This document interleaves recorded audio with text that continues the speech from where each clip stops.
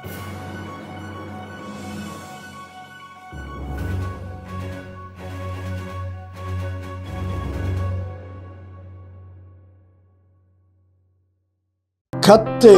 நல்லவர், கர்த்தர் நல்லவர், கர்த்தர் நல்லவர்.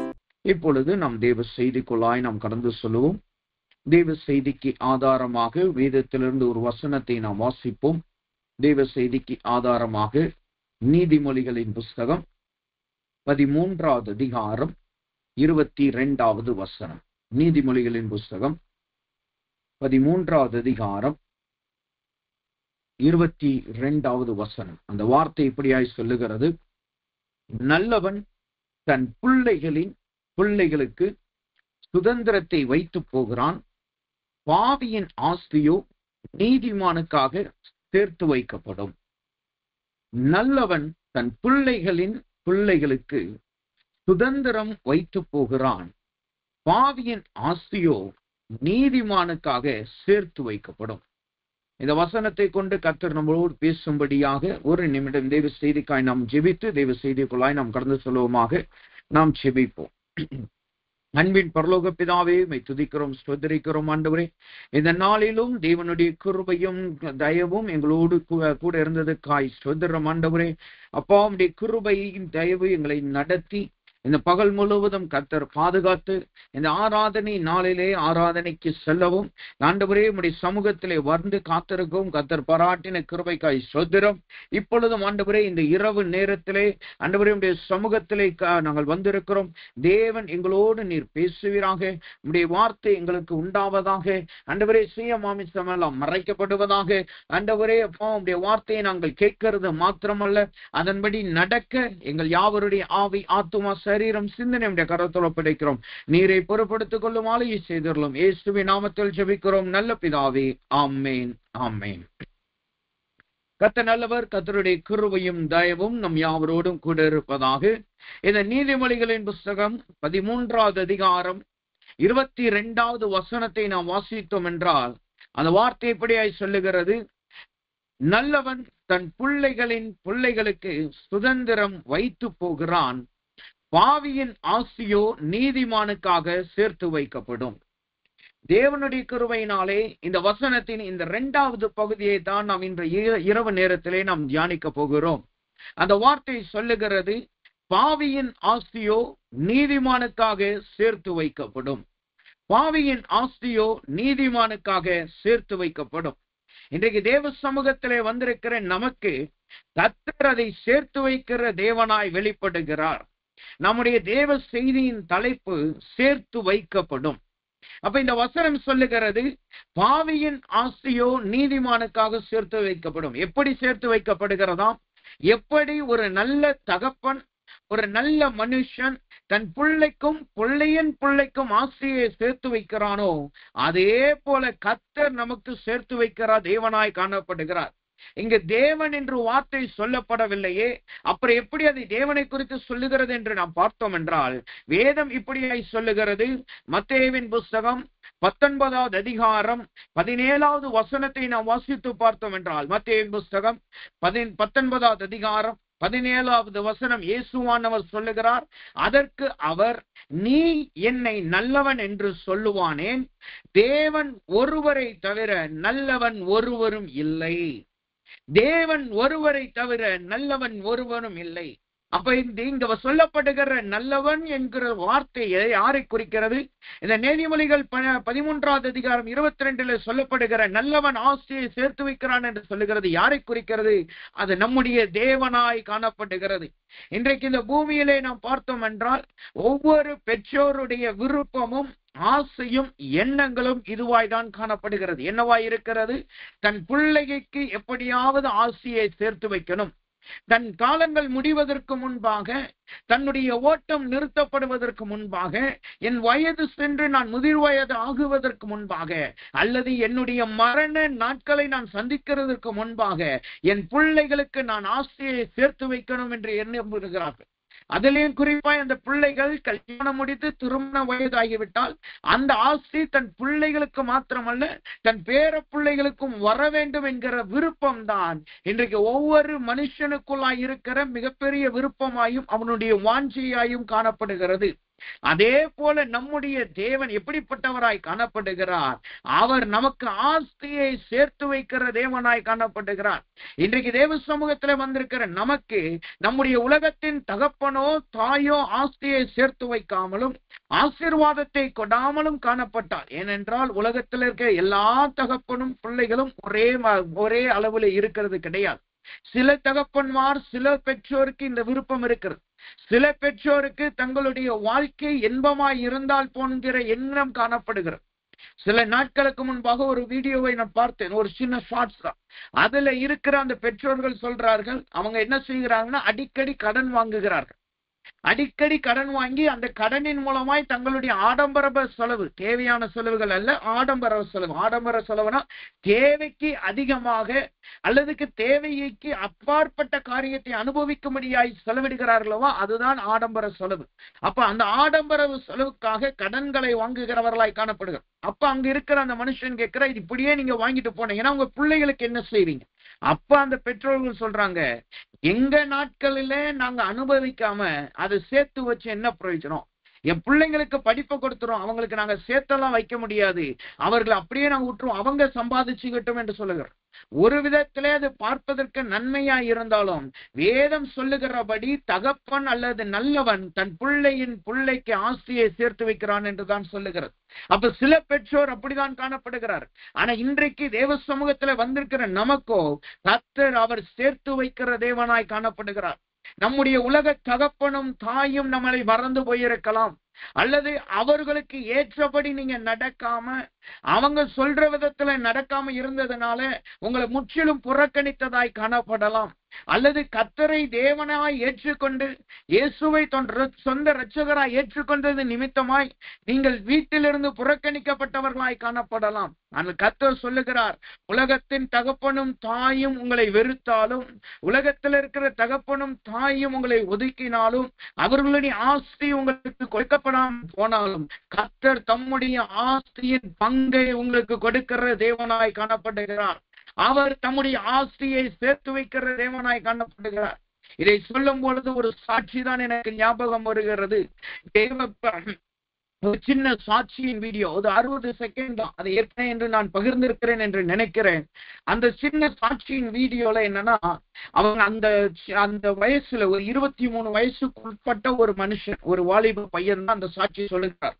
அவர் என்ன சொல்லுகிறார்னா, அவர் ஒரு நல்ல ஃபைன் ஆர்ட்ஸ் பண்ணுகிறவர். ஃபைன் ஆர்ட்ஸ் என்றால் நல்ல படம் வரைகிறவர், தத்ரூபமா படத்தை வரைகிறவர், அல்லது ஒரு கிரியேட்டிவா படத்தை வரைகிறவர். அந்த ஆர்ட் எல்லாம் பாத்தீங்கன்னா அவ்வளவு நேர்த்தியாய் நுணுக்கமாய் நல்ல டீட்டெயில்ஸோட காணப்படுது. அந்த ஆர்ட்டை குறிச்சு காமிக்கும் போது அந்த ஆர்ட் மேக்சிமம் எதை குறிச்சு இருக்குன்றால் கர்த்தருடைய வருகை, கர்த்தரை குறித்ததாயும் கர்த்தருடைய மகிமைப்படுத்துகிறதா இருக்கிறது. அந்த வீடியோல அந்த ஆர்ட்டை காமிச்சு, அந்த படத்தை காமிச்சு சொல்றாரு, நான் சிறு வயதிலிருந்து என் தகப்பனோடு நான் வளர்ந்தவன், என் குடும்பத்துல இருந்தேன். கொஞ்ச காலத்துல நான் ஓரினை சேர்க்கையில காணப்பட்டேன். அப்போதெல்லாம் என் குடும்பம் என்ன ஒண்ணுமே சொல்லல. நான் ஓரினை சேர்க்கையில இருக்கும் பொழுது அவர்கள் எனக்கு விரோதமா எதையும் பேசல.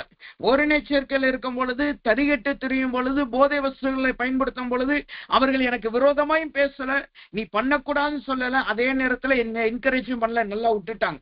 அவங்க என் விருப்பத்துக்கு அப்படியே விட்டுட்டாங்க. அவங்க நல்ல பணத்தை செலவழித்தாங்க. ஆனா என்னுடைய வழிகளிலே இயேசுவை நான் கண்டுகொண்ட நாள் முதற்கொண்டு, இயேசுவை நான் சொந்த இரட்சகரை ஏற்றுக்கொண்டு ஓரினை சேர்க்கையிலிருந்து விடுபட்டு என் பாவத்தின் வழிகளை நான் திருத்தி நீதியின் வழியிலே நடத்தும் பொழுது என் பெற்றோர்கள் அதை பிடிக்கல, அவர்களை என்னை அடித்து வெளியிலே துரத்தினார்கள். இது வெஸ்டர்ன் கண்ட்ரில, மேற்கத்திய நாட்டிலே நடந்த ஒரு காரியம். அங்க 13 வயசுக்கு மேல பிள்ளைகளை அடிக்க கூடாது. அதுக்கு முன்னாடி அடிச்சாலே கேஸ் வரும். 13 வயசுக்கு மேல கண்டிப்பா பிள்ளைகளை அடிக்க கூடாது. ஆனா இந்த வாலிப பையனை அடித்தே வீட்டை விட்டு துரத்தி இருக்கிறான். ஆனால் அவன் என்ன சொல்லுகிறான் என்றால், நான் என் தேவனுக்காய் நான் உறுதியாய் நிற்கிறேன், என்னை ரட்சிப்புக்குள் நடத்தின தேவனுக்காய் நான் உறுதியாய் இருக்கிறேன் என்று சொல்லி அந்த வீடியோல அந்த மனுஷன் போடுகிறதை நான் பார்த்தேன். இதே போல உலகத்தின் மனுஷர்கள், உலகத்தின் பெற்றோர்கள் தேவனுக்காய் உறுதியாய் நிற்கும் பொழுது சில பெற்றோர்கள் அவர்கள் பிள்ளைகளை துரத்தி விடுகிறவர்களாய் காணப்படுகிறார். ஆனால் கர்த்தருடைய வார்த்தை என்ன சொல்லுகிறது? அவர் தம்முடைய நீதிமான்களுக்கு, தம்முடைய ஜனத்துக்கு பாவிகளின் ஆஸ்தியை சேர்த்து வைக்கிற தேவனாய் காணப்படுகிறார். அப்ப இந்த வசனம் சொல்லுகிறது, அவர் பாவியின் ஆஸ்தியை நீதிமானுக்கு சேர்த்து வைக்கிறார் என்று சொல்லி இருக்கிறார். அப்ப நீதிமான் என்றால் யார்? அது நீதிமான் என்பவன் எப்படிப்பட்டவன் என்று நாம் பார்த்தோம் என்றால், வசனம் சொல்லுகிறது, நீதிமானை குறித்து நிறைய காரியங்கள் வேதம் சொன்னாலும் இன்னைக்கு 4 காரியத்தை நாம் பார்ப்போமாக. நீதிமான் என்பவன் யார்? அவனுடைய அடையாளம் என்ன? யோபுவின் புஸ்தகம் 27வது அதிகாரம் 17வது வசனத்தை நாம் வாசித்தோம் என்றால், யோபு 27:17 சொல்லுகிறது. யோபுவின் புஸ்தகம் 27வது அதிகாரம் 17வது வசனம் சொல்லுகிறது, அவன் சவதரித்ததை நீதிமான் முடித்துக் கொண்டு குற்றமில்லாதவன் அவன் பணத்தை பகிர்ந்து கொள்ளுகிறவான். அந்த வசனம் சொல்லுது பாருங்க, குற்றமில்லாதவன். நீதிமான் என்பவன் யார்? அவன் குற்றமில்லாதவன். அவன் தேவனுடைய பார்வையிலே மாசற்ற மனுஷனாய் காணப்படுகிறான். தேவனுடைய பார்வையிலே குற்றமற்றவனாய் காணப்படுகிறான். அவன் தேவன் சொல்லுகிறபடி செய்கிறவனாயும் தேவனுக்கு பிரியமான வாழ்க்கை வாழுகிறவனாய் காணப்படுகிறான்.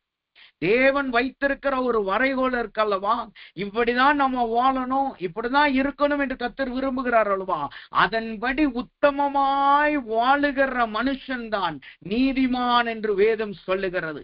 2வதாக நீதிமான் என்பவன் எப்படிப்பட்டவன்?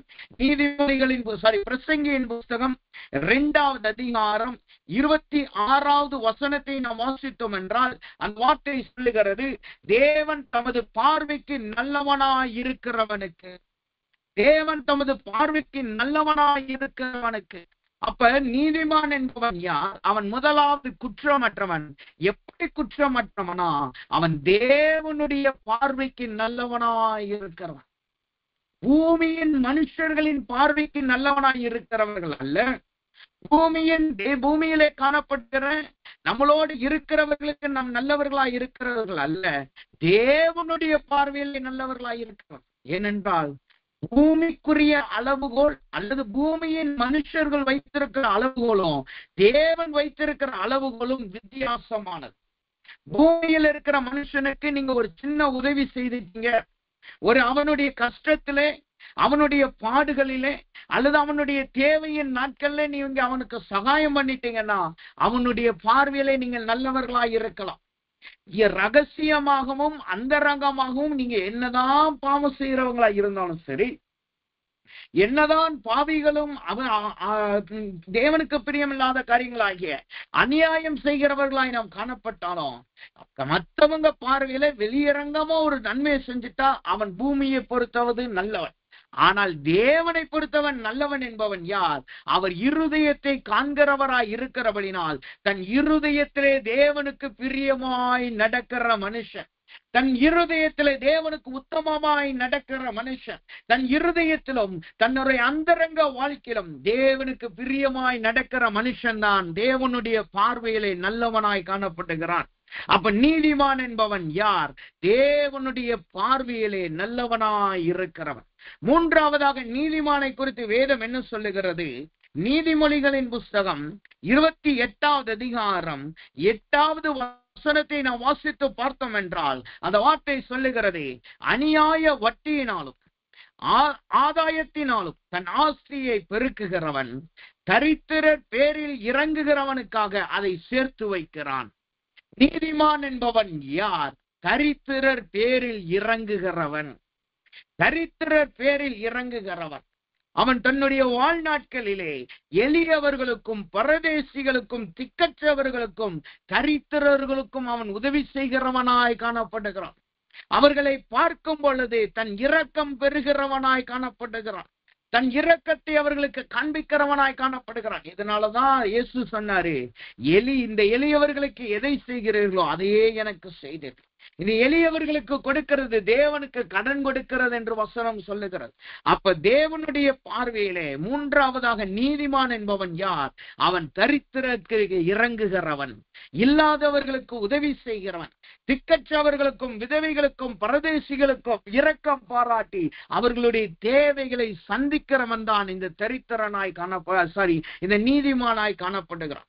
அப்ப தரித்திரனுக்கு இறங்குகிறது என்பது என்ன? அது நம்ம இடத்துல 2 பொருள் இருக்கா?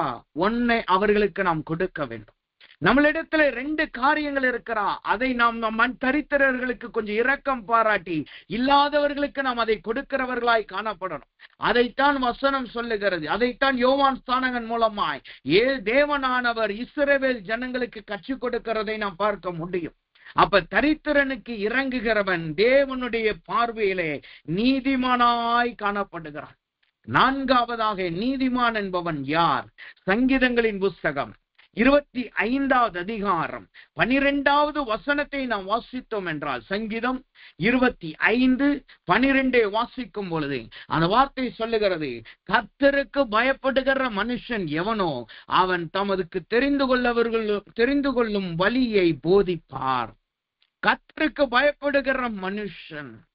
நான்காவதாக நீதிமான் என்பவன் யார்? அவன் கர்த்தருக்கு பயப்படுகிறவன். தன் வாழ்நாட்களிலே கர்த்தருக்கு பயந்து வாழுகிற மனுஷன். தேவனினை காண்கிறவராய் இருக்கிறார். அவருக்கு முன்பாய் நான் நிர்வாணம் உள்ளவனாய் காணப்படுகிறேன்.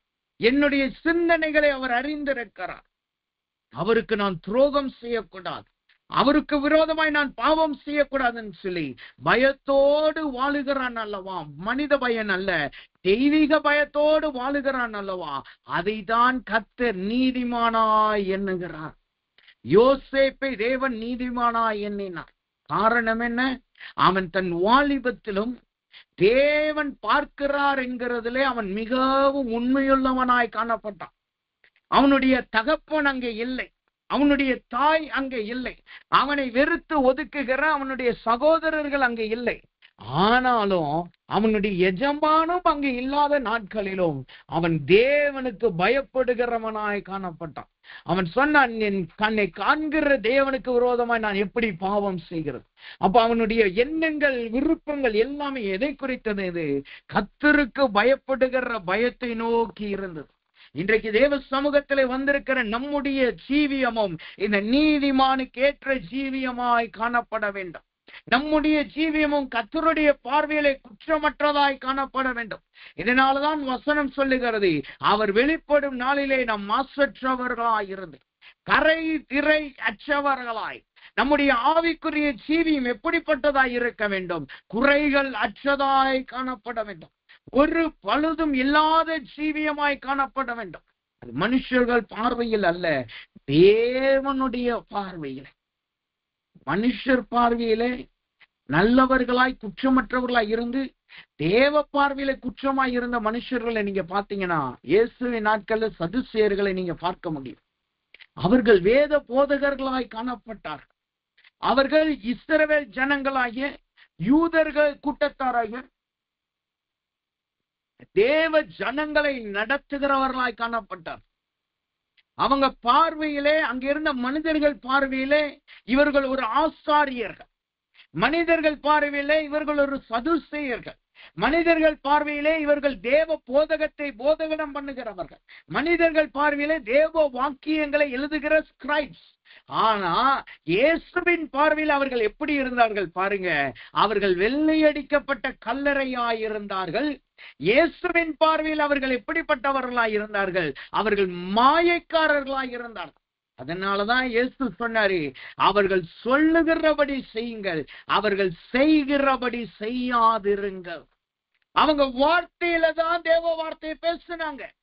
அவங்க வெளியரங்கமாய் பார்க்கத்தான் நல்லவர்களாய் இருக்கிறார்கள், வெளியரங்கமாய் இருக்கத்தான் குற்றமற்றவர்கள். ஆனால் கர்த்தருடைய பார்வையிலே தங்கள் இருதயத்திலே சூடுண்ட பொய்யர்களாய் இருக்கிறார்கள்.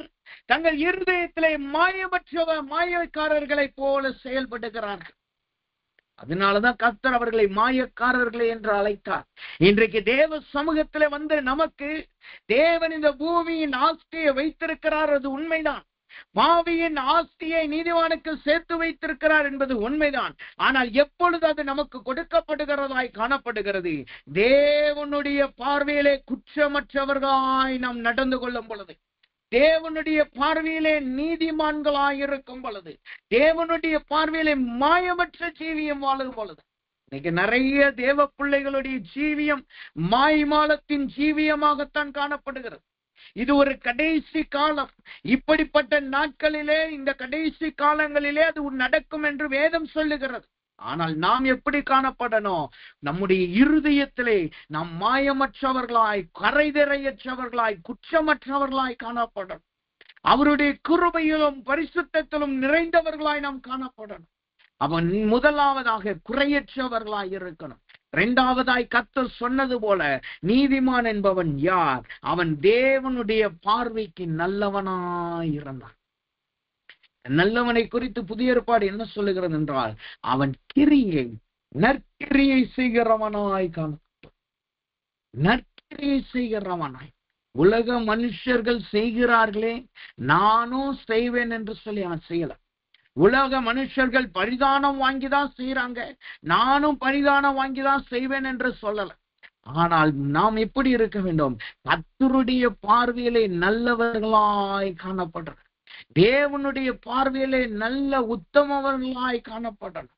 மூன்றாவதாக வேதம் சொல்லுகிறபடி தரித்திரர்களுக்கு இறங்குகிறவர்களாய் காணப்படுற. இந்த 4 காரியங்கள் நம்முடைய வாழ்க்கையில இருக்கிறதா என்பதை நிதானித்து பார்ப்போமாக. நம்முடைய ஜீவியத்திலே நாம் குறையற்றவர்களாயும், நல்லவர்களாயும், இறங்குகிறவர்களாயும், கர்த்தருக்கு பயந்தவர்களாய் நாம் காணப்படுகிறோமா என்பதை நிதானித்து பார்ப்போமாக. அப்படிப்பட்ட ஜீவியம், அப்படிப்பட்ட கிரியை, அப்படிப்பட்ட நடத்துதல் நம்முடைய வாழ்க்கையில இல்லாவிட்டால், இன்றைக்கு தேவ சமூகத்தில் ஒப்புக்கட்டுங்க, ஆண்டவரே என்னை நீதிமானாய் மாற்றுங்க, என்னை உத்தமனாய் மாற்றுங்க. இதற்கு ஒரு நல்ல உதாரணம் யார் தெரியுமா? வேதம் சொல்லுகிறது. அவனை குறித்து சாத்தானும் சாட்சி சொல்றான், அவனை குறித்து தேவனும் சாட்சி சொல்லுகிறார். யாரு? வசனம் சொல்லுகிற யோபுவின் புஸ்தகம் 1வது அதிகாரம் 1வது வசனத்திலே வாசித்தோம் என்றால், அங்கு யோபுவை குறித்து நீங்க வாசிக்க முடியும். அந்த வார்த்தை சொல்லுகிறது, அந்த மனுஷன் தேசத்திலே யோபு என்னும் பேர் கொண்ட ஒரு மனுஷன் இருந்தான். அந்த மனுஷன் உத்தமனும் சன்மார்க்கனும், தேவனுக்கு பயந்து பொல்லாப்புக்கு விலகுகிறவனமாய் இருந்தான். முதலாவது அந்த மனுஷன் எப்படி இருந்தான்? உத்தமனாய் இருந்தான். அப்படின்னா என்ன? குற்றமற்றவனாய் இருந்தான். இரண்டாவது சன்மார்க்கனாய் இருந்தான். அப்படின்னா என்ன? தேவனுடைய பார்வையிலே நல்லவனாய் வாழ்ந்திருக்கிறான். மூன்றாவதாக அவன் இறங்குகிறவனாய் காணப்படுகிறான். நான்காவதாக அவன் தேவனுக்கு பயந்து, அங்க தேவனுக்கு பயந்துன்னு சொல்லி அந்த வசனமே விளக்கம் கொடுக்குது பாருங்க. பொல்லாப்புக்கு விலகுகிற மனுஷன். அங்க பொல்லாப்பு இருக்கும் என்றால் தன்னுடைய ஜீவியத்தை விலக்குகிறவனாய் காணப்படுகிறான். அந்த இடத்துல அவன் உட்காராதவனாய் காணப்படுகிறான். அந்த இடத்தை விட்டு தன் ஒதுங்கி போகிற மனுஷனாய் காணப்படுகிறான். இதனால என்ன நடந்தது? அவன் நீதிமானாய் இருந்தபடியினால், குற்றமற்றவனாய் இருந்தபடியினால், அவன் தேவனுடைய பார்வைக்கு நல்லவனாய் இருந்தபடியினால், இறங்குகிற மனுஷனாய் இருந்தபடியினால், அவனுக்குடைய வாழ்க்கை எப்படிப்பட்ட வாழ்க்கையா இருந்திருக்கு பாருங்க. வசனம் சொல்லுது, நீர் அவனையும் அவனுடைய வீட்டையும் அவனுக்கு உண்டான எல்லாவற்றை சுற்றிலும் வேலி அடைக்கவில்லையோ? அவன் கைகளின் கிரியை ஆசீர்வதித்து அவனுடைய சம்பத்து தேசத்தில் பெருகிற்று. தேவனுடைய பார்வையிலே நீதிமானாய் இருக்கிறவர்களுடைய பங்கு என்ன? அவர்களுடைய கர்த்தர் செய்கிற கிரியை என்ன? முதலாவது அவர்களை கர்த்தர் வேலி அடைத்து பாதுகாக்கிறார். அதன் பின்புதான் அவனுக்கு ஆஸ்தியும் அந்தஸ்தும் அங்கு பெருகுகிறதை நாம் பார்க்கிறோம். அப்ப தேவனுடைய பார்வையிலே நீதிமானாய் இருந்து கர்த்தருக்கு முன்பாய் குற்றமற்றவர்களாய் இருந்தோம் என்றால், தேவன் என்ன செய்கிறார்? தம்முடைய ஜனத்தை அவர் வேலியடைத்து பாதுகாக்கிறவ தேவனாய் காணப்படுகிறார். அவனுடைய வாழ்க்கை தேவனால் வேலியடித்து பாதுகாக்கப்பட்டதாய் இருந்தது. இது தேவன் கொடுக்கிற சாட்சி அல்ல. யார் கொடுக்கிறா? சத்துருவே சாட்சி கொடுக்கிறார். யோசித்து பாருங்க. நம்ம ஒரு சாதாரண வேலி போட்டாலே எந்த மனுஷனும் உள்ள வர முடியாது. கடந்த சில நாட்களுக்கு முன்பாக நமக்கு நல்லா தெரியும், நம்முடைய போதகர் தனி ஜபத்துக்காக பாச்சலூர் என்கிற ஒட்டச்சந்திரம் என்கிற இடத்துல ஜபத்துல தங்கியிருந்தாங்க. அந்த ஜபத்துக்கு தங்கி இருக்கும் போது போய் இறக்கி விடுகிறதும் கூட்டிட்டு வர்றதும் எனக்கு கொடுக்கப்பட்ட வேலையா இருந்தது. நான் அதை செய்கிறவனாய் காணப்பட்டேன். அப்படியே அந்த கொண்டு போய் டேடியை கொண்டு போய் அங்க இறக்கி வரும் பொழுது, அங்க போகும்போது யூஸ்வலா போகிற பாதை இல்லாம இன்னொரு மலைப்பகுதி பாதை வெளியே போனோம். ஒட்டஞ்சத்திரம் போகாம அதுக்கு முன்னாடியே 1 ஹவருக்கு முன்னாடியே ஒரு லெஃப்ட் வரும்.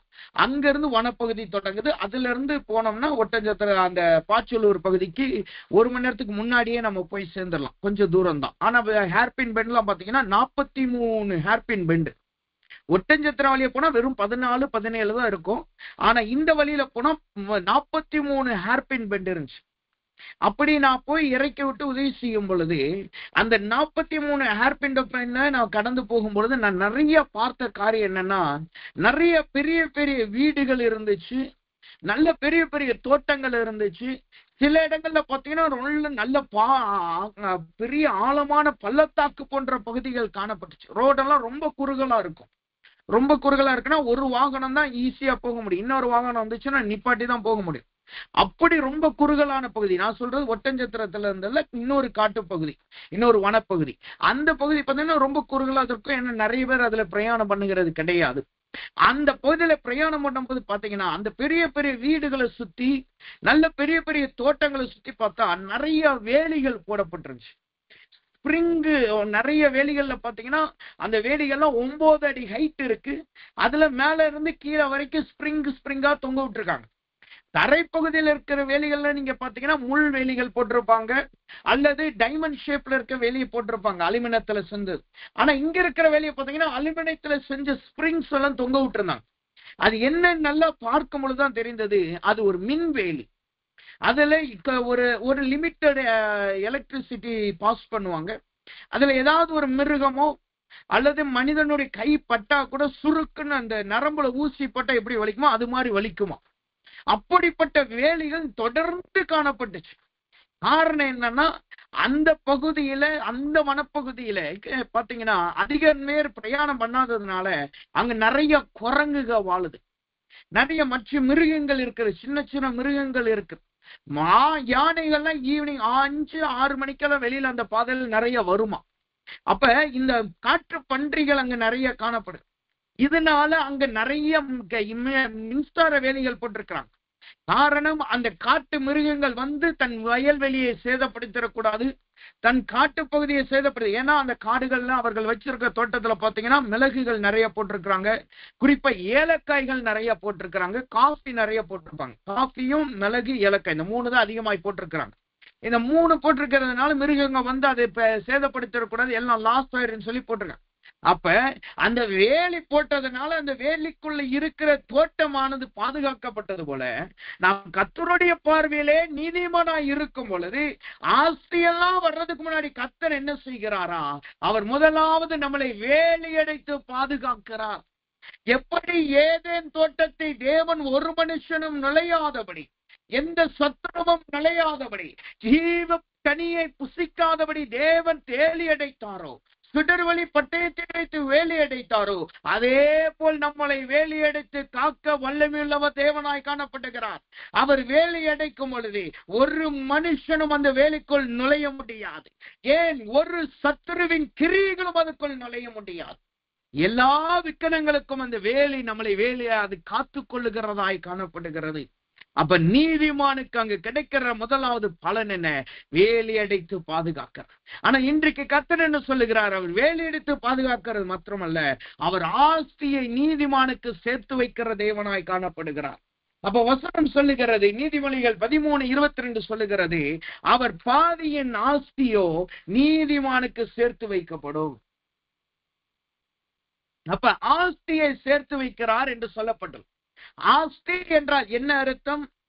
வசனம் சொல்லுகிறது, சகரியாவின் புஸ்தகம் 14வது அதிகாரம் 14வது வசனத்தை நாம் வாசித்து பார்த்தோம் என்றால், சகரியா 14:14 வாசிக்கும் பொழுது அந்த வார்த்தையின் நடுப்பகுதி இப்படி ஆய் சொல்லுகிறது, சகல ஜாதிகளுடைய ஆஸ்தியாகிய பொன்னும் வெள்ளியும் வஸ்திரங்களும் மகா திரளான கூட்டப்படும். பொன்னும் வெள்ளியும் வஸ்திரமும் மனுஷனுடைய ஆஸ்தியாய் காணப்படுகிறது. இது சகரியாவின் நாட்கள்ல. ஆபிரகாமின் நாட்களிலே அங்கு வஸ்திரங்கள் ஆஸ்தியாய் காணப்படல. அதுக்கு பதிலா இன்னொரு காரியம் ஆஸ்தியாய் காணப்படுகிறது. அது என்ன? ஆபிரகாமின் நாட்கள்ல நீங்க பாத்தீங்கன்னா ஆதியாகமம் 13:2 நீங்க வாசிக்கும் பொழுது அங்கு எடுத்த உடனே ஆஸ்தி என்றால் என்ன என்று அந்த வசனம் சொல்லுகிறது. ஆபிரகாம் மிருக ஜீவன்களும் வெள்ளியும் பொன்னுமான மிருக ஜீவன்களும். அப்ப ஆபிரகாமின் நாட்களிலே மிருக ஜீவன்கள் பெருகி இருக்கிறதான் ஆஸ்தி என்று சொல்லுகிறதை நம்மளால் பார்க்க முடியும். இன்னொரு ஆதியாகமத்தின் புஸ்தகம் 13வது அதிகாரம் 6வது வசனத்துல வாசிங்கன்னா, அவர்கள் ஒருமித்து கூடியிருக்க அந்த பூமி அவர்களை தாங்கக்கூடாது இருந்தது.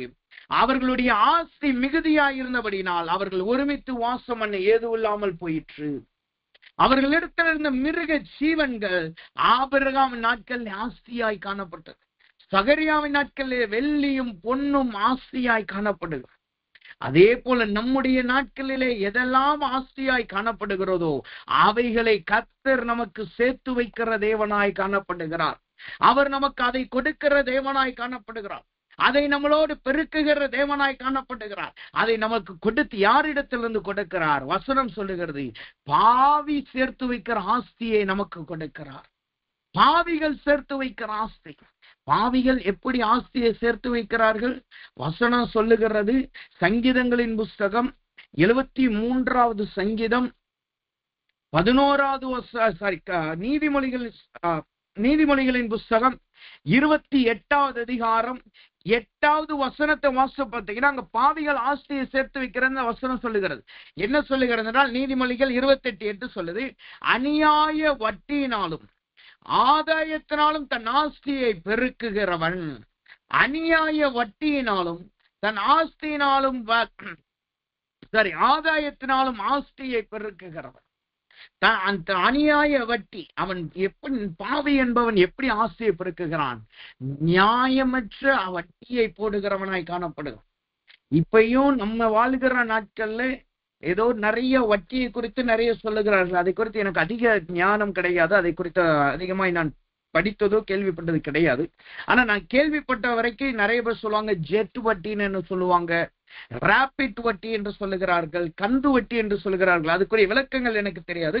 ஆனா அது எல்லாமே வாங்குற பணத்தை காட்டிலும் ரொம்ப அதிகமாய் கெட்டுகிறதா இருக்கும்னு சொல்றாங்க. குறிப்பிட்ட நாளுக்குள்ள அந்த அசலை நீங்க கட்டலைன்னா அதனுடைய வட்டி மாத்திரமே அசலை விட டபுளா வரும் என்று சொல்கிறார்கள். வாங்கின பணத்தை விட டபுளா வரும்னு சொல்றாங்க. அதுதான் அநியாய வட்டியாய் காணப்படுகிறது.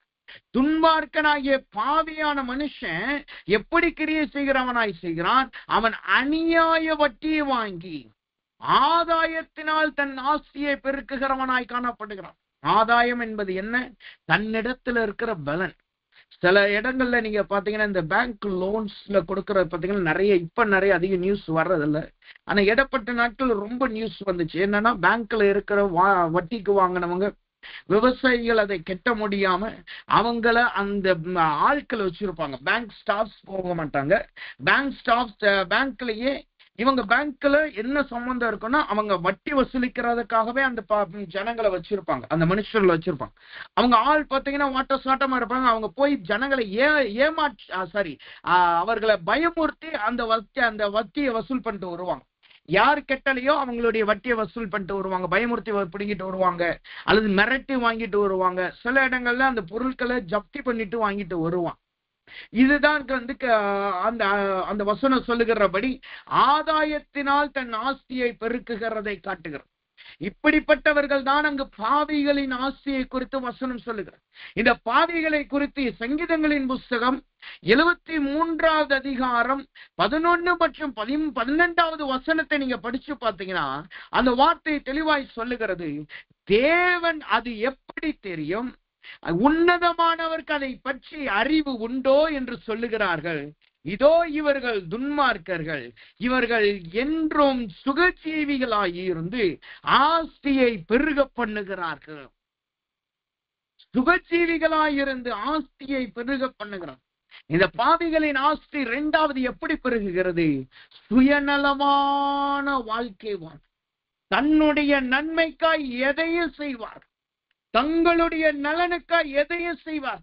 அவர்கள் மற்றவர்களுடைய மனம் நோவடைவதை குறித்து யோசிக்கப்படுறது கிடையாது. மற்றவர்களுடைய காயப்படுகிறதை குறித்து யோசிக்கிறது கிடையாது. தனக்கு நலமானதை மாத்திரம் அவங்க செய்வாங்க. அவங்களுக்குள்ள என்ன ஓடும் தெரியுமா? அதத்தான் வசனம் சொல்லுது. தேவனுக்கு அது எப்படி தெரியும்? உன்னதமானவருக்கு அதை பற்றி அறிவு உண்டோ? அவருக்கெல்லாம் அதை பத்தி தெரியாது. இப்படிப்பட்ட காரியத்துல எல்லாம் கர்த்தர் பார்க்கிறது அல்ல. இப்படிப்பட்ட காரியத்தை கர்த்தர் யோசிக்கிறது இல்ல. அவர் வேற ட்ராக்ல போய்கிட்டு இருக்காரு. நாங்க போறதை குறிச்சு அவர் எதையும் எண்ணி பார்க்கிறது இல்லை என்று சொல்லுவார்களாம். இன்னும் இன்னொரு வசனம் இதை குறித்து விளக்கமாய் சொல்லுகிறது. சங்கீதங்களின் புஸ்தகம் 10வது அதிகாரம் 11வது வசனத்தை நாம் படித்து பார்த்தோம் என்றால் அந்த வார்த்தை சொல்லுகிறது, தேவன் அதை மறந்தார் என்றும் அவர் தம்முடைய முகத்தை மறைத்து ஒரு காலமும் அதை காண மாட்டார் என்றும் தன் இருதயத்திலே சொல்லிக் கொள்ளுகிறவன். அவர்கள் என்ன சொல்லுவார்களாம்? நான் அநியாயமாய் வட்டி வாங்குகிறதை தேவன் மறந்தார். நான் அநியாயமாய் சேர்க்கிறதை தேவன் மறந்தார். நான் சுயநலமாய் இருக்கிறதை அவர் காணாத தேவனாய் காணப்படுகிறார். நான் அதிகாரத்தை பயன்படுத்தி என் பலனை பயன்படுத்தி பிடுங்குகிற பணத்தை அவர் காணாத தேவனாய் இருக்கிறார் என்று சொல்லி அவர் மறைந்திருக்கிறார் என்று சொல்லி இவர்கள் எண்ணுவார்களாம். ஆனால் வசனம் என்ன சொல்லுகிறது தெரியுமா? கர்த்தர் என்ன சொல்லுகிறார்? ஓசியாவின் புஸ்தகம் 7வது அதிகாரம் 2வது வசனத்தை நீங்க படிச்சு பார்த்தீங்கன்னா இவர்களை குறித்து கர்த்தர் என்ன சொல்றார் பாருங்க. அவர்கள் பொல்லாப்பை எல்லாம் நான் நினைவில் வைத்திருக்கிறேன் என்று அவர்கள் தங்கள் இருதயத்தில் சிந்திக்கிறதில்லை. இப்பொழுதும் அவர்களுடைய கிரியைகள் அவர்களை சூழ்ந்து கொண்டது. அவர்கள் என் முகத்துக்கு முன் இருக்கிறார்கள். பாவிகள் சொல்றாங்க, கர்த்தர் எங்களை பார்க்கல, கர்த்தர் எங்களை மறந்தார், அவர் முகம் எங்களுக்கு மறைக்கப்பட்டிருக்கு. நாங்க அநியாயமா வட்டி வாங்கினாலும் சரி, சுயநலமா இருந்தாலும் சரி, அவர் எங்களை கண்டுகொள்கிறார். அப்படி கண்டு கொண்டிருந்தா இன்னைக்கு நீங்க அடிச்சிருப்பாரே. அப்படி கண்டு கொண்டிருந்தா நாங்க இன்னைக்கு தரித்திரரா மாறி இருப்போமே. எங்களை அவர் பார்க்கல அப்படின்னு சொல்லுகிறார். ஆனா கர்த்தர் என்ன சொல்றாரு பாருங்க, அவர்களை தேவன் நினைவில் வைத்திருக்கிறாராம். அவர்கள் தேவனுக்கு முன்பாய் இருக்கிறார். இது பாவிகளை குறித்து சொன்னாலும் இது தேவ பிள்ளைகளாகிய நமக்கு ஒரு எச்சரிப்பாய் இருக்கிறது. நாம் செய்கிற எல்லாவற்றையும் தேவன் அவருக்கு முன்பாய் வைத்திருக்கிறார். அவர் நம்மளை குறித்து நினைவுள்ள தேவனாய் காணப்படுகிறார். அநேக பேர் இன்னைக்கு நினைக்கிறாங்க, நிறைய தேவ பிள்ளைங்க நினைக்கிறாங்க, நான் என்ன பாவம் செய்தாலும் சரி, நான் என்ன அக்கிரமம் செய்தாலும் சரி, கர்த்தர்ட்ட போய் மன்னிப்பு கேட்டா என்ன மன்னிச்சிருவார். கர்த்தர்கிட்ட போய் மன்னிப்பு கேட்டா அதை என்ன மன்னித்து விடுவார். ஆனா நான் ஜெபிச்சா போதும் என்ன மன்னிச்சிருவார். உண்மைதான், தேவன் இரக்கம் உள்ளவர் தான். அவர் நம்மளுக்கு இரக்கம் பாராட்டி மன்னிக்கிறவன் தான். ஆனா அந்த விபச்சாரியின் ஸ்திரீயின் இடத்துல இயேசு ஒரு வார்த்தை சொன்னார் பாருங்க, நானும் உன்னை குற்றம் தீர்க்கல, ஆனா இனி நீ பாவம் செய்யாதே, இனி நீ பாவம் செய்யாதே. இதுதான் தேவனுடைய வார்த்தை. தேவன் நம்மளுக்கு மன்னிக்கிறவரா இருந்தாலும் அவருடைய எதிர்பார்ப்பு இனி பாவம் செய்யாதே. இன்னொரு விதத்துல நீங்க யோசித்து பார்த்தீங்கன்னா, ஒரு சின்ன உதாரணத்துக்கு நான் சொல்றேன். சில நாட்களுக்கு முன்பாக, 2-3 நாட்களுக்கு முன்பாக நம்மளுடைய செய்திகள்ல நீங்க கேள்விப்பட்டிருப்பீங்க. ட்ரம்புக்கு ரொம்ப க்ளோஸா இருந்த அமெரிக்க அதிபதியினுடைய ஆதரவாளராக இருந்த ஒரு மனுஷன் சுட்டு கொல்லப்பட்டான் என்று சொல்லி இங்க கேள்விப்பட்டீங்க. சார்லி ரிக் என்று சொல்லுகிறோம் அவருடைய பேர். அவர் நம்முடைய தமிழக நியூஸ்ல என்ன சொல்றாங்கன்னா, அவர் ட்ரம்புக்கு ரொம்ப நெருக்கமானவர், அவருடைய கொள்கைகளை ஆதரவு செய்கிறவர் என்று சொல்றாங்க. ஒரு பக்கத்துல அது உண்மையா இருந்தாலும் இன்னொரு பக்கத்துல பாத்தீங்கன்னா அவர் ஒரு சுவிசேஷகராய் காணப்பட்டவர்.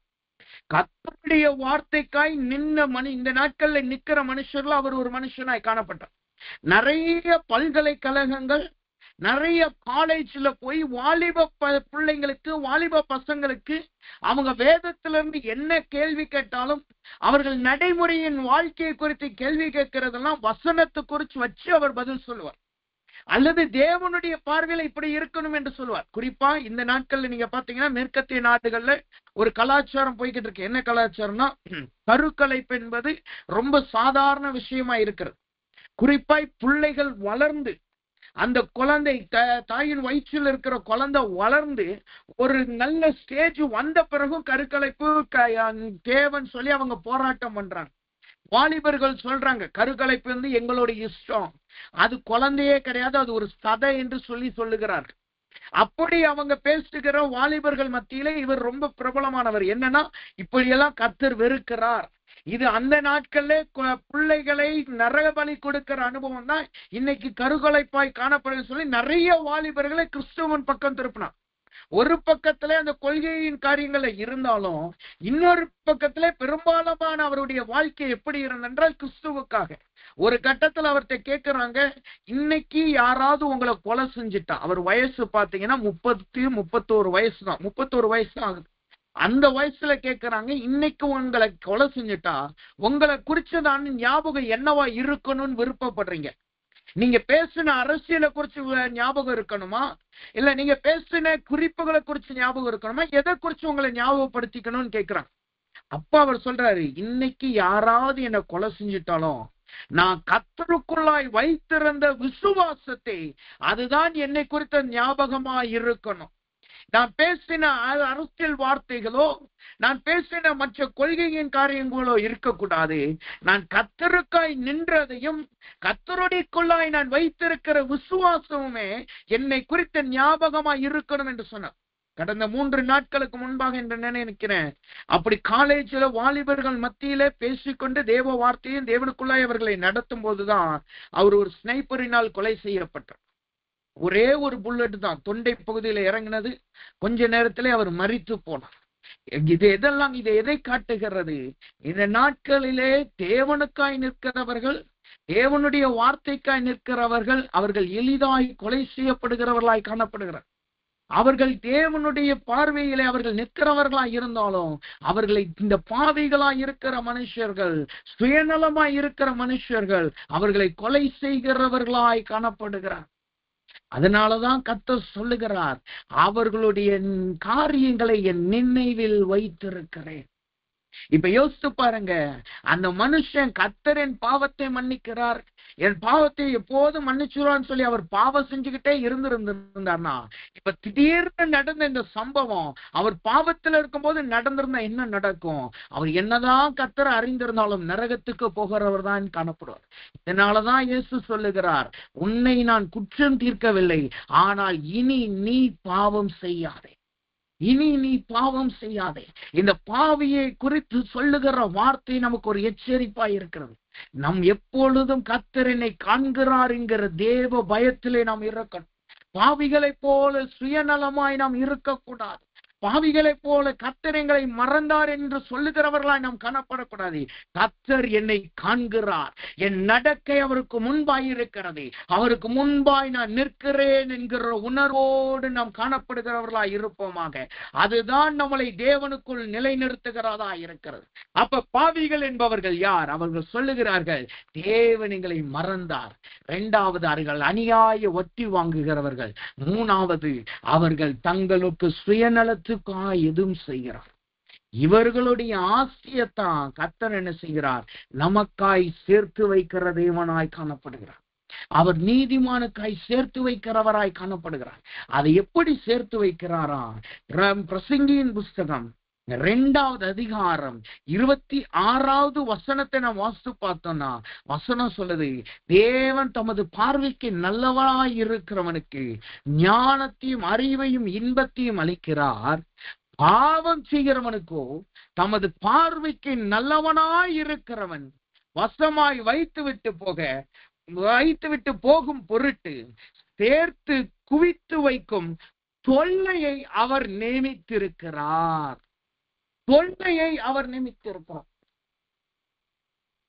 பாவிகள் என்னதான் அநியாயமாய் வட்டி வாங்கினாலும், என்னதான் சுயநலமாய் இருந்து புழுதியை போல தங்கள் பணத்தை சேர்த்து வைக்கிறவர்களா இருந்தாலும், வசனம் சொல்லுது புழுதியை போல பணத்தை சேர்த்து வைக்கிறார்களா.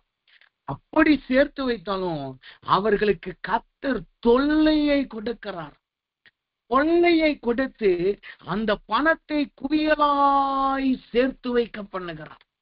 அவர்கள் எவ்வளவுதான் சம்பாதித்தாலும் அதை அவர்களால் அனுமதிக்க முடியாது. எவ்வளவுதான் அவர்கள் சேர்த்து வைக்கிறவர்களாய் இருந்தால் அது நீதிமானுக்காய் கொடுக்கும்படி கர்த்தர் குளித்து வைக்கிறவராயிருக்கிறார். இதற்கு நல்ல உதாரணம் வேதத்திலிருந்து நீங்க பாத்தீங்கன்னா, வசனம் சொல்லுகிறது, இஸ்ரவேல் ஜனங்கிட்ட கர்த்தர் சொல்றார். என்ன சொல்லுகிறார்? பார்வோன் இடத்துல போய் சொல், நான் அவர்களை என்னை ஆராதனை செய்யும்படி நான் அவர்களை அனுப்பிவிடு. எங்க அனுப்பிவிட சொல்றாரு? பாலும் தேனும் ஓடுகிற கானானுக்கு போகும்படி கர்த்தர் இஸ்ரவேல் ஜனங்களை அவர்கள் சிறையிருப்பிலிருந்து திருப்பினதை நாம் பார்க்க முடியும். அவர்களுடைய சிறையிருப்பு எப்ப ஆரம்பிக்கிறது? யாக்கோபின் நாட்களிலே அவனுடைய சிறையிருப்பு ஆரம்பிக்கிறது. ஆபிரகாமின் நாட்களே கர்த்தர் ஒரு வாக்குத்தத்தம் பண்ணுகிறார். என்ன சொல்லுகிறார்? உன் சந்ததி அந்நிய தேசத்திலே, அவர்கள் அந்நிய தேசத்தை சேவிக்கிறவர்களாய் இருப்பார்கள் 4 தலைமுறைகள். பின்பாக நான் அவர்களை விடுவித்து இந்த தேசத்துக்கு நான் அவர்களை கொண்டு வருவேன். இப்ப நம்முடைய பார்வையெல்லாம், நம்ம வேதத்தை இதை வாசிக்கும் போது நம்ம என்ன பார்க்கிறோம்? இஸ்ரவேல் ஜனங்கள் 400 வருஷம் படாதபாடுபட்டாங்க, 400 வருஷம் உபத்திரவத்தில் இருந்தாங்க, 400 வருஷம் அடிமைத்தனத்தின் வீடாகி எகிப்தில் இருந்தார்கள் என்று நான் பார்க்கிறோம். அது ஒரு பக்கத்துல உண்மைதான். ஆனா இதற்கு இன்னொரு பகுதியும் வேதம் சொல்லுகிறது. என்ன தெரியுமா? அதுதான் பாலும் தேனும் ஓடுகிற தேசம், கானான் என்கிற தேசம். ஆபிரகாமின் நாட்களிலே இந்த கானான் என்கிறது ஏற்கனவே கர்த்தர் ஆபிரகாமுக்கு கொடுத்துட்டார். ஆனா ஆபிரகாம் நாட்கள் அந்த கானானை கொடுக்கும் பொழுது அங்க பாலும் தேனும் ஓடுகிற தேசமா இல்ல. அந்த தேசம் எப்படிப்பட்டதா இருந்தது? அநேக ஜாதிகள் தங்கியிருந்த தேசமா இருந்துச்சு. அங்கு பஞ்சங்கள் காணப்பட்டுச்சு, அங்கு கொடிய பஞ்சம் காணப்பட்டுச்சு. நீங்க வேதத்துல படிச்சு பார்த்தீங்கன்னா ஆபிரகாமின் நாட்கள்ல கொடிய பஞ்சம் வந்திருக்கும். 2வது ஈசாக்கின் நாட்கள்ல வசனம் சொல்லி ஆபிரகாமின் நாட்கள்ல காணப்பட்டதை போல ஒரு கொடிய பஞ்சம் அங்கு வந்தது. அதுக்கப்புறம் யாக்கோபின் நாட்கள்ல நீங்க பாத்தீங்கன்னா அதே கொடிய பஞ்சம் ஆபிரகாமின் நாட்களும் ஈசாக்கின் நாட்கள்ல வந்த கொடிய பஞ்சம் யாக்கோபின் நாட்கள்ல வருவதை நாம் பார்க்க முடியும். அப்பதான் இவர்கள் எகிப்துக்கு புறப்பட்டு போறாங்க. அந்த கொடிய பஞ்சம் வந்த இடத்த கர்த்தர் இஸ்ரவேல் ஜனங்களை விடுதலை ஆக்கும் போது என்னவாய் மாற்றுகிறார்?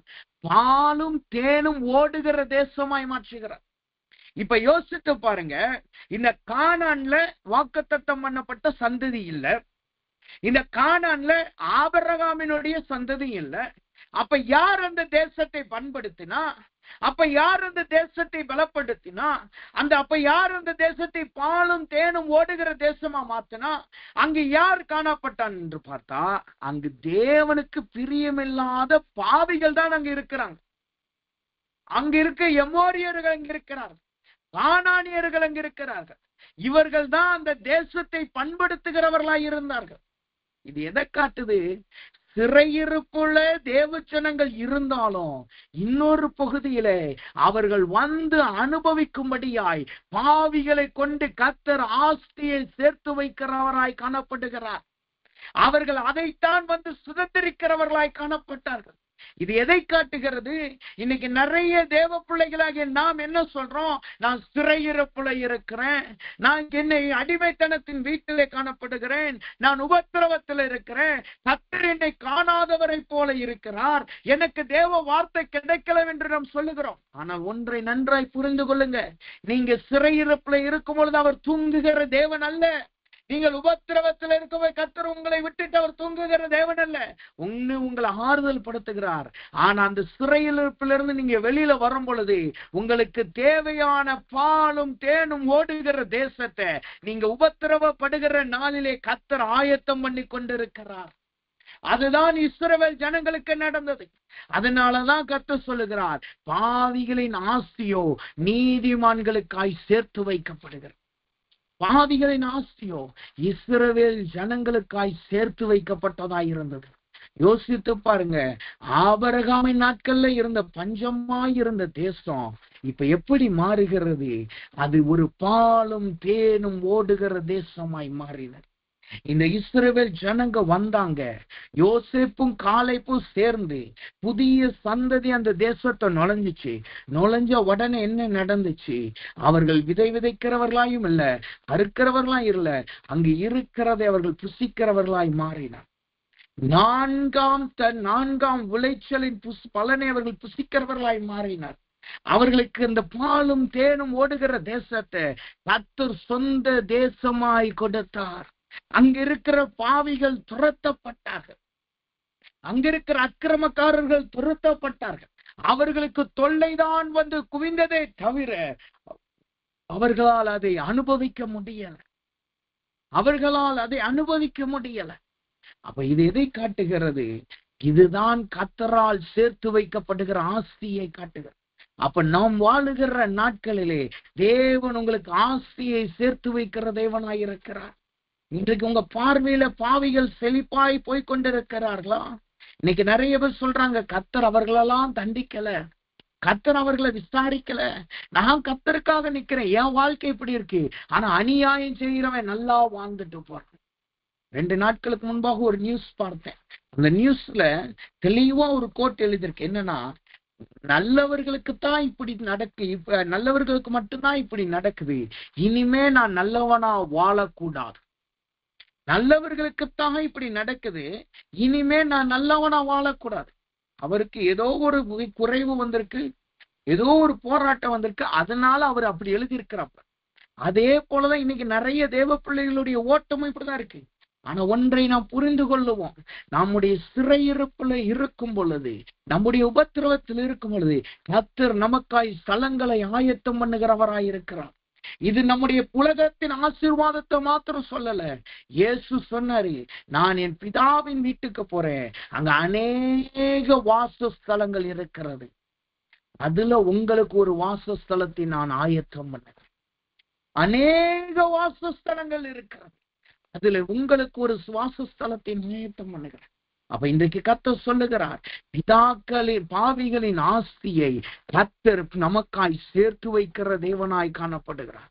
பாவிகளின் ஆஸ்தியை நமக்காய் தேவன் சேர்த்து வைக்கிறவராய் காணப்படுகிறார். அப்ப தேவ சமூகத்துல வந்திருக்கிறோம். இன்றைக்கு கர்த்தர்ட்ட கேளுங்க, ஆண்டவரே, எனக்கு தேவன் ஆஸ்தியை சேர்த்து வைத்திருக்கிறதற்காய் ஸ்தோத்திரம், எனக்கு ஆஸ்தியை நீ கொடுக்கிறதற்காய் ஸ்தோத்திரம். பாவிகளின் ஆஸ்தி எனக்காய் சேர்த்து வைத்திருக்கிறீரே, அது எனக்கு நன்மை பயக்கத்தக்கதாய், அது எனக்கு கொடுக்கிறதாய் சேர்த்து வைக்கிறீரே, அதற்காக உமக்கு ஸ்தோத்திரம் என்று நாம் சொல்லுவோமாக. அதற்காய் ஸ்தோத்திரம் என்று சொல்லுங்க. இன்னைக்கு கர்த்தர்ட்ட அதை கேளுங்க. இயேசு சொன்னார், சீசர்களிடத்துல சொன்னார், நீங்க என்னிடத்துல ஒன்றையும் கேட்கவில்லை, இப்பொழுது கேளுங்கள்.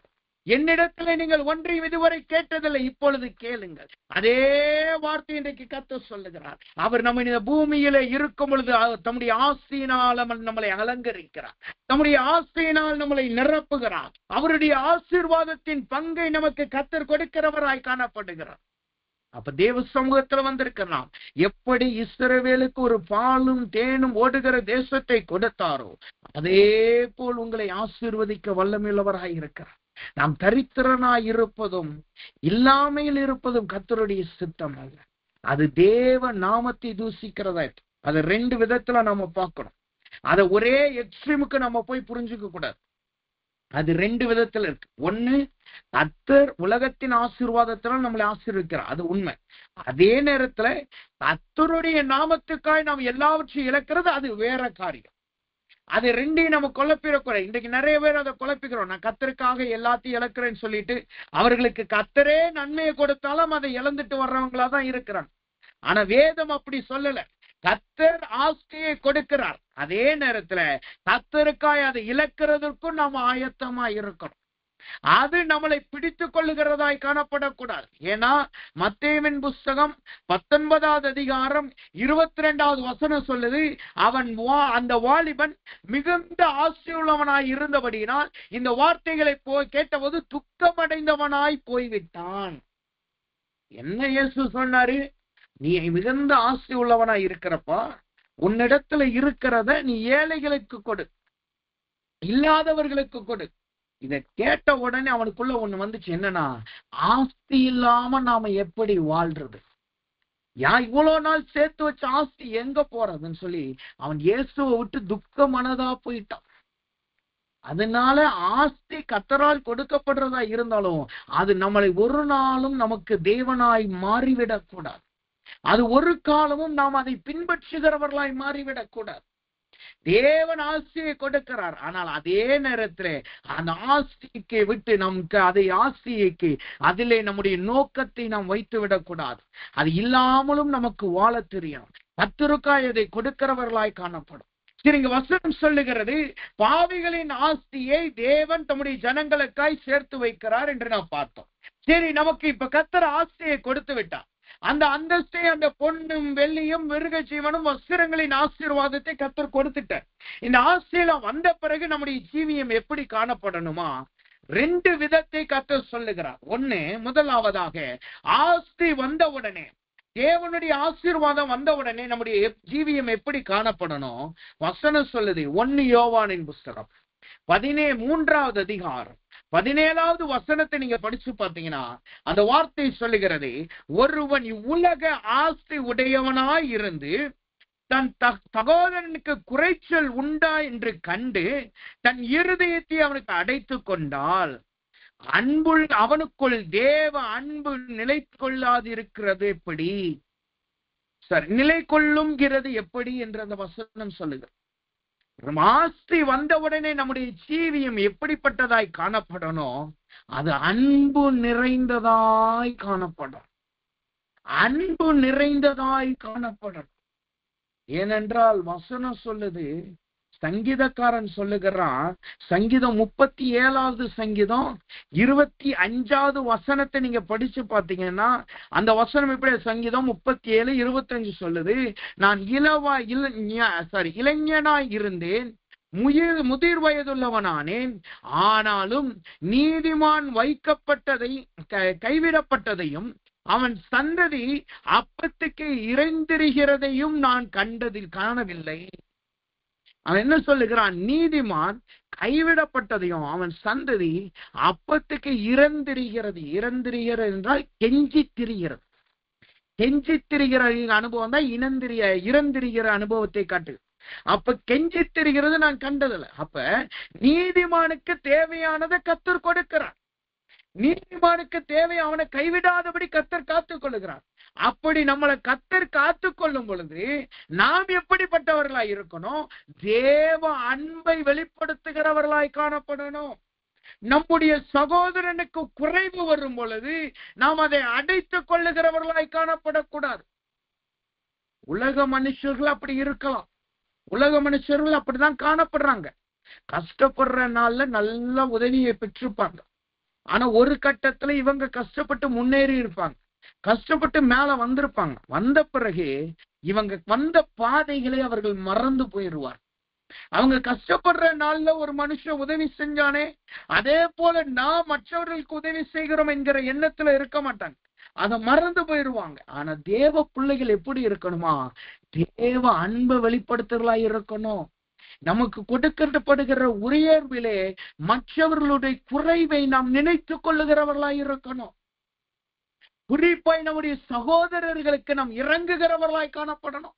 இது நம்முடைய எழுத்தின்படி இருக்கிற சகோதரர்களை மாத்திரம் குறிக்கல, ரத்த சம்பந்தம் உள்ள சகோதரர் மாத்திரம் குறிக்கல, மற்ற குறைவுள்ள தேவ பிள்ளைகளை காட்டுகிறது, குறைவுள்ள தேவ ஜனத்தை காட்டுகிறது. சில தேவ ஜனங்கள் இருக்கிறார்கள், எப்படி தெரியுமா? அவங்க தன்னுடைய இனத்தாருக்கு மாத்திரம் உதவி செய்வாங்க, தன்னுடைய குலத்தாருக்கு மாத்திரம் உதவி செய்வான். இன்னொரு குலத்தான் கஷ்டப்பட்டான், இன்னொரு ஜனத்தான் கஷ்டப்பட்டான், அவன் தேவ மனுஷனா இருந்தாலும் உதவி செய்ய விருப்பப்பட மாட்டாங்க. ஆனா அது தேவ அன்பே கிடையாது. தேவ அன்பு என்பது என்ன? அதைத்தான் அந்த வசனம் தெளிவாய் சொல்லுகிறது. அந்த 1 யோவான் 3:17 சொல்லுது பாருங்க, ஒருவன் இவ்வுலகத்தின் ஆசையுடையவனாய் இருந்து தன் சகோதரனுக்கு குறைச்சல் உண்டாகிறது என்று கண்டு. இன்னைக்கு தேவ சமூகத்துல வந்திருக்கிற நாம் குறைச்சல் உண்டானவர்களுக்கு நாம் உதவி செய்கிறோமா என்பதை நிதானித்து பாருங்க. இது எதை சொல்லுகிறது தெரியுமா? கர்த்தர் ஆசையை கொடுத்து, கர்த்தர் ஆசீர்வாதத்தை கொடுத்து உங்களை உயர்த்தும் போது நீங்க குறைச்சல் உண்டாவனவனை நினைச்சு கொள்ளலைன்னா, அவங்களுக்கு நீங்க இறங்கலைன்னா, உங்கள் நீதிமான் என்கிற அடையாளம் உங்களை விட்டு எடுபட்டு போகும். தேவ அன்பு உங்களுக்குள் இல்லாமல் போயிடும். உடனே என்ன நடக்கும்? அங்கு சுயநலம் என்கிற பாவி என்கிற அடையாளம் தான் வரும். அந்த பாவின் வந்த உடனே என்னமா மாறும்? உங்ககிட்ட கர்த்தரால் கொடுக்கப்பட்ட ஆஸ்தி உங்களிடத்திலிருந்து எடுத்து நீதிமானுக்கு கொடுக்கப்படும். நீதிமானுக்கு கொடுக்கப்படும். இன்னைக்கு நிறைய தேவ பிள்ளைகள் தங்களுடைய ஆஸ்தியை இழந்து போறதுக்கு காரணம் இதுதான். நம்ம எல்லாரும் என்ன நினைக்கிறாங்க? ஒரு ஆஸ்தி இழந்து போயிட்டோம், கர்த்தர் ஆசீர்வாதத்தை இழந்து போட்டோம்னா என்ன நினைக்கிறோம்? சத்ரு என்னிடத்துல இருந்து புடுங்கிட்டான், சத்ரு என்னை ஏமாத்திட்டான், சத்ரு என்னுடைய ஆஸ்தியை பிடுங்கிட்டான் என்று நினைக்கிறோம். ஆனா நிறைய தேவ பிள்ளைகள் தங்களுடைய ஆசீர்வாதத்தை இழந்து போவதற்கு காரணம் என்ன? கர்த்தருடைய நாமத்துக்காய் அவர்கள் இழந்து போகல, சத்ரு அவர்கள் ஆசீர்வாதத்தை பிடுங்கி போடல. எதனால் அவர்கள் இழந்து போகிறார்கள் என்றால், தேவ அன்பை அவர்கள் மறுதலித்ததனாலே, தேவ அன்பை அவர்கள் மறந்து போனதுனாலே. இன்றைக்கு தேவ வசனத்தை கேட்கிறேன்னா, ஆசி வருகிறது முக்கியம் அல்ல, அந்த ஆசியிலே தேவ அன்பிலே நாம் நிலைத்து நிற்கணும். ஆஸ்தியின் ஆசீர்வாதம் வருகிறது முக்கியம் அல்ல, அந்த ஆசீர்வாதத்திலே நாம் நிலைத்து நிற்கிறவர்களாய் இருக்கணும். அதிலே தேவ அன்பை வெளிப்படுத்துகிறவர்களாய் இருக்கணும். நான் கஷ்டப்படுற நாள்ல கர்த்தர் எனக்கு உதவி செய்தார், நான் என்னால் முடிந்த அளவு நான் உதவி செய்கிறேன், என்னால முடிஞ்ச அளவு நான் எல்லாருக்கும் நான் உதவி செய்கிறேன். இதனாலதான் பவுல் சொல்றாரு பாருங்க, நான் கட்டப்பட்டிருக்கையில் நீங்கள் என்னை குறித்து பரிதவித்தது மட்டுமின்றி பரலோகத்தில் அதிக நன்மையும் நிலையுள்ளதுமான சுதந்திரம் உங்களுக்கு உண்டென்று அறிந்து உங்கள் ஆஸ்திகளை சந்தோஷமாய் கொள்ளையிட கொடுத்தீர்கள். சந்தோஷமாய் கொள்ளையிட கொடுத்தீர்கள். இங்கு கொள்ளையிட கொடுத்தீர்கள் என்ன அர்த்தம்? அவர்கள் இல்லாதவர்களுக்கு அவர்கள் உதவி செய்கிறவர்களாய் மாறினார்கள், இல்லாதவர்களுக்கு அவர்கள் கொடுக்கிறவர்களாய் மாறினார்கள். தேவ சமூகத்துல வந்திருக்கிற நமக்கு இன்றைக்கு கர்த்தர் இது ஒரு எச்சரிப்பின் வார்த்தையாய் வைக்கிறார். இன்றைக்கு தேவ அன்பு உலகத்திலே தணிந்து கொண்டிருக்கிறது, தேவ அன்பு இன்றைக்கு குறைந்து போயிருக்கிறது. ஆனால் தேவ பிள்ளைகளாகிய நாம் அவருடைய அன்பிலே நிலைத்து நிற்போமாக, தேவ அன்பிலே நிலைத்து நிற்போமாக. நான் வைவாம்லே ஈக்குவடார்லே பைபிள் ஸ்டடி எடுக்கும் பொழுது, குறிப்பா அங்க வைவாம்லே டீச் பண்ணும்போது ஃபெய்த் அண்ட் ஃபைனான்ஸ், அதாவது விசுவாசமும் பணமும் என்கிற டைட்டில் தான் நான் யூஸ்வலா நான் டீச் பண்ணுவேன். அந்த 4 வருஷமும் அந்த காரியத்தை வைத்துதான் அங்க டீச் பண்ணிட்டு இருந்தேன். ஒரு வருஷத்துக்கு 2 தடவை டீச் பண்றது உண்டு. அந்த டீச் பண்ற காரியத்துல ஒரு பிராக்டிக்கல் ஒரு ஆக்டிவிட்டிஸ் நான் பண்ண வைப்போம். என்னன்னா, அந்த என்னுடைய டீச்சிங் நான் ஒரு வாரம் தொடர்ந்து பண்ணுவேன். ஒரு கிளாஸ் 3 இருந்து 4 மணி நேரம் போகும். அந்த ஒவ்வொரு நாளும் அந்த ஒரு வாரம் நான் டீச் பண்ணிட்டு கடைசி ஒரு வாரம் அல்லது சில நாட்கள் 2 வாரம் போகும். அந்த 2 வாரங்கள் ஒரு வாரம் முடிஞ்ச பிறகு கடைசி முடிகிற நாள்ல ஒரு காரியத்தை நாங்க கற்றுக் கொடுப்போம். என்னன்னா, நாம இன்னைக்கு ஒரு பிராக்டிஸ் பண்ண போறோம், இன்னைக்கு கற்றுக் கொடுத்ததை செய்ய போறோம்னு சொல்லி. என்னன்னா, அவங்க முதலாவது அவர்களுக்கு ஜெபிக்கிறதுக்கு ஒரு நேரத்தை கொடுப்போம். அங்க இருக்கிற ஸ்டூடெண்ட்ஸ்க்கு அவங்க முதலாவது அவங்களுடைய அறையிலோ அல்லது தனி இடத்துல போய் ஜெபிக்கலாம். ஜெபிச்சுட்டு அவங்க என்ன செய்யணும்னா, அவங்களுக்கு ஒரு பேப்பர், ஒரு குலுக்கல் முறையில எப்படி இந்த குலுக்கல் பரிசு கொடுக்கறதுக்கு பேர் எழுதி போடுவாங்களோ, ஃபர்ஸ்ட் அந்த பேரு அங்க இருக்கிற எல்லாருடைய பேரையும் தனித்தனி சீட்ல எழுதி நாங்க உள்ள போட்டுருவோம். உள்ள ஒரு பவுலுக்குள்ள போட்டுட்டு அவங்கள போய் ஜெபிக்க சொல்லுவோம். ஜெபிச்சுட்டு வருவாங்க. வந்த பிறகு அந்த குலுக்கல் அந்த பவுலுக்குள்ள அவங்க கண்ணை மூடிட்டோ அல்லது கையை உள்ள விட்டு ஒரு பேப்பரை எடுக்கணும். பேப்பரை எடுத்து அதை யார்ட்டையும் காமிக்க கூடாது, அவங்களுக்குள்ளே வச்சுக்கணும். அதை யார்ட்டையும் பகிர்ந்து கொள்ளக்கூடாது. அதுக்கப்புறம் என்ன செய்யணும், அந்த பேப்பரை எடுத்துட்டு போய் அதுல யாரோட பேர் இருக்கோ அவங்களுக்காக நீங்க ஜெபிக்கணும். அவங்களுக்காக அவங்க ஜெபிச்சு அவங்களுக்கு கர்த்தர் எந்த காரியத்தை கொடுக்க சொல்றாரோ அவங்ககிட்ட இருக்கிற ஒரு பொருள் அவங்க கொடுக்கணும். அது பயன்படுத்தின பொருளா இருக்கலாம், ஆனா அது உடைஞ்சு போயோ அவங்களுக்கு தேவையில்லாத பொருளா இருக்கக்கூடாது. அதாவது அவங்க பயன்படுத்த முடியாத பொருளா இருக்கக்கூடாது, ஆனா அவங்க ஏற்கனவே பயன்படுத்தின பொருளா இருக்கலாம். ஹெட்செட் அல்லது அவங்க ட்ரெஸ், அவங்க ஜாக்கெட், எதுவாய் கூட இருக்கலாம். அங்க அத என்ன கர்த்தர் அவங்களுக்கு வெளிப்படுத்துறாரோ, அது பணமாய் இருந்தாலும் சரி, அவர்களால் முடிந்த அளவு அந்த பணத்தை என்ன கர்த்தர் அந்த மனுஷனுக்கு கொடுக்க வெளிப்படுத்துறாரோ, அந்த பேர் அவனுக்கு கொடுக்க வெளிப்படுத்துறாரோ, அதை அவங்க ஒரு கிஃப்ட் ராப்பா பண்ணணும். பண்ணிட்டு அன்னைக்கு ஈவினிங் அவங்க ஒரு பிரேயர் வைப்போம். அந்த பிரேயர் வச்சு எல்லா கிஃப்ட்ஸையும் அந்த டேபிள்ல வச்சு ஜெபிப்போம். ஜெபிச்ச பின்பு அந்த கிஃப்ட்ஸ்லயே அந்த நம்பர்ஸ் போடப்பட்டிருக்கும். அந்த நம்பர்ஸ் உள்ளவங்க அந்த கிஃப்ட்ஸ் வந்து எடுப்பாங்க. எடுக்கும் போது அந்த பொருள் எல்லாம் அவங்க கையில போகும். இது இந்த காரியங்கள் நான் 3-4 வருஷமாய் பிராக்டிக்கலா நாங்க செய்யற காரியம் உண்டு. அந்த 3-4 வருஷத்துலயும் அதுல ஒரு கடைசியா முடிஞ்ச பிறகு ஒரு சாட்சி சொல்லுவாங்க. என்ன சொல்லுவாங்கன்னா, அவங்க நிறைய பேர் சொல்லுகிற காரியம், இதுக்காக நான் ரொம்ப நாள் ஜெபிச்சுக்கிட்டு இருந்தேன், இன்னைக்கு என் கர்த்தர் என் ஜெபத்தை கேட்டார். இதுக்காகத்தான் நான் ஜெபிச்சுக்கிட்டு இருந்தேன், இந்த காரியம் எனக்கு வரணும்னு இன்னைக்கு காலையில தான் ஜெபிச்சேன்னு சொல்லி கர்த்தர் என் ஜெபத்தை கேட்டார் என்று சொல்லி ஒவ்வொரு மாணவர்களும் அங்க சொல்லுவாங்க. நிறைய மாணவர்கள் சாட்சி அங்க சொல்றதை நான் கேள்விப்பட்டிருக்கேன். எதற்காக நான் இதை சொல்லுகிறேன் என்றால், ஒரு சின்ன வகுப்புல இருக்கிற வாலிப பிள்ளைகளுக்கே கர்த்தர் அங்க வெளிப்படுத்துகிறார் என்றால், தேவனுடைய வசனத்தை தினமும் கேட்கிற நம்முடைய ஜீவியம் எப்படி இருக்கணும், தேவன சமூகத்துல மணிக்கணக்காய் காத்திருக்கிற நம்முடைய ஜீவியம் எப்படி இருக்கணும், நம்முடைய ஆஸ்திகளை நம்முடைய இல்லாதவர்களுக்கு கொடுக்கிறவர்களாய் நாம் காணப்படணும். தேவ அன்பை வெளிப்படுத்துகிறவர்களாய் இருக்கணும். கர்த்தருடைய அன்பை நாம் கொடுத்து வெளிப்படுத்துவர்களாய் காணப்படணும். அப்படி கொடுக்கும் பொழுதுதான் கர்த்தர் நம்முடைய ஆஸ்தியை பெருக பண்ணுகிறார். அப்படி கொடுக்கும் பொழுதுதான் நமக்கு ஒரு குறைவு வரும், உடனே அந்த குறைவை கர்த்தர் நிறைவாய் மாற்றுகிறார். அதனாலதான் பவுல் சொல்றாரு பாருங்க, பரலோகத்தில் அதிக மேன்மையும் நிலையுள்ளதுமான சுதந்திரம் உங்களுக்கு உண்டு என்று. இந்த கொடுக்கிறது உங்களுக்கு பூமியில மாத்திரம் ஆசையை பெருக பண்ணுகிறது அல்ல, பரலோகத்திலும் ஆசையை பெருக பண்ணுகிறதாய் காணப்படுகிறது. பரலோகத்திலும் ஆசையை நாம் கொடுக்கிறதாய் காணப்படுகிறது. அப்ப தேவ சமூகத்துல வந்திருக்கனா, இன்றைக்கு கர்த்தர் 3 காரியத்தை சொல்லி இருக்கிறார். 1, நம்முடைய ஜீவியம் நீதி உள்ள ஜீவியமாய் இருக்கணும். 2வது, அவர் நமக்கு ஆஸ்தியை கொடுக்கிற தேவனாய் இருக்கிறார். 3வது, நமக்கு ஆஸ்தி வரும் பொழுது தேவ அன்பை வெளிப்படுத்துகிறவர்களாய் இருக்கணும். நாம் ஒருவரையும் அற்பமாய் எண்ணிடக்கூடாது. ஒருவரையும் எனக்கு வந்துருச்சு, எனக்கு ஆஸ்தி இருக்கு, எனக்கு பொருட்கள் இருக்கு, என்ன கர்த்தர் ஆசீர்வதிச்சுட்டார்னு மற்றவங்களை நாம் இழிவா எண்ணிடக்கூடாது. நிறைய பேர் சொல்லுவாங்க, நான் ஒரு காலத்துல இவனை போலதான் பாஸ்டர் இருந்தேன், ஒரு காலத்தில் இந்த மனுஷனை போலதான் இருந்தேன் பாஸ்டர், இன்னைக்கு என்ன கர்த்தர் உயர்த்திட்டார். யாரை குறிச்சு? அவங்க பாவிகளை குறிச்சு சொன்னாலும் பரவாயில்ல, தேவ சமூகத்துல நல்லா ஜெபிக்கிற தேவ பிள்ளைகளை குறிச்சு சொல்லுவாங்க. நீங்க பாவிய குறிச்சு அது சொன்னீங்கன்னா அது சாட்சி. ஆனா தேவ பிள்ளைய வச்சு நீங்க சொன்னீங்கன்னா அது நீங்க தேவ அன்பை குறைவுபடுத்துகிறத காட்டுது. ஏனென்றால் தேவ பிள்ளைகள் குறைவுபடும் பொழுது நாம் அவர்களுக்கு தேவ அன்பை வெளிப்படுத்தணும் தான் வசனம் சொல்றேன். அப்ப தேவ சமூகத்துல வந்திருக்கலாம். இந்த 3 காரியத்தை இந்த இரவு நேரத்துல கர்த்தரிடத்துல இருந்து பெற்றுக்கொள்ளுங்க. நாம் நீதிமானா இருக்கிறோமா என்பதை நிதானித்து பாருங்க. 2வது, கர்த்தருடைய ஆசையை ஜெபித்து பெற்றுக்கொள்ளுங்கள். அதை நீங்க தேவ சமூகத்துல கேளுங்க. அவர் பூமியின் ஆசையை கொடுக்க வல்லமையுள்ளவராய் இருக்கிறார். பாவியின் ஆசீர்வாதத்தை உங்களுக்கு சேர்த்து வைக்கிறவராய் இருக்கிறார். 3வதாக, தேவ அன்பை வெளிப்படுத்தும்படியாக தேவ அன்பினால் நிரப்பும்படி ஜெபித்துக் கொள்ளுங்க.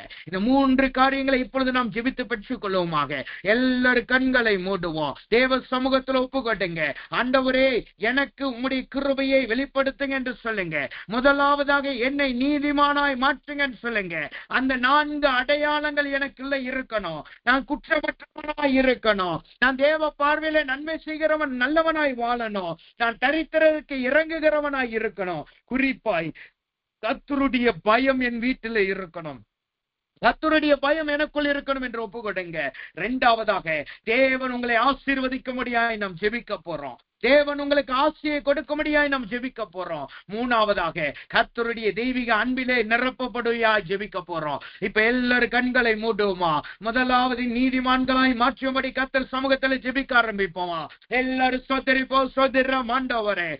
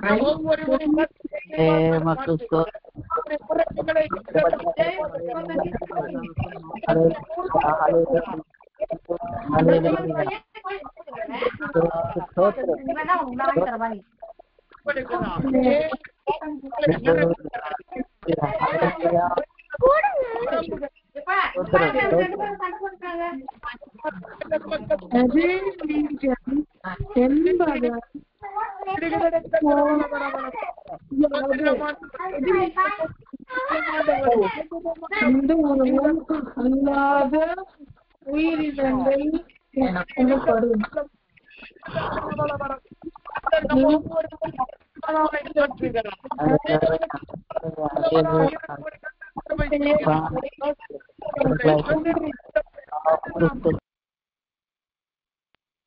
இரண்டாவதாக, நீதிமானாய் மாற்றப்பட்ட உடனே அவர் நமக்கு ஆஸ்தியை கொடுக்கிறார்.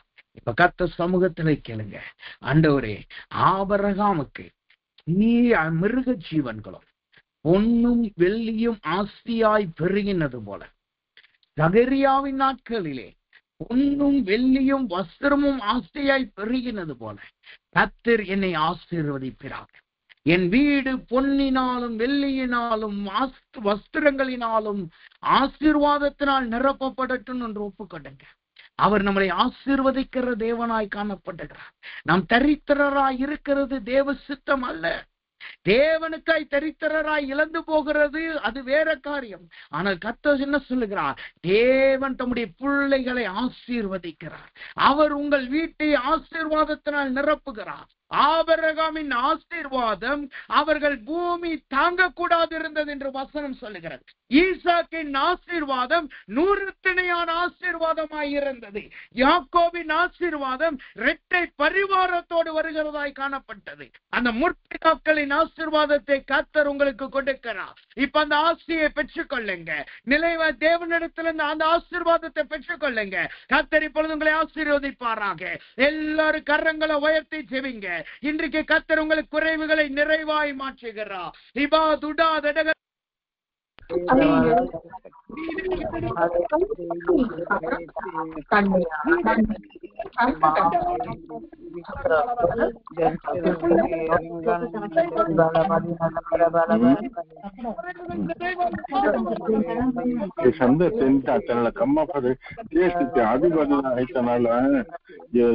कशांती करना पूछ मारेंगे पीछे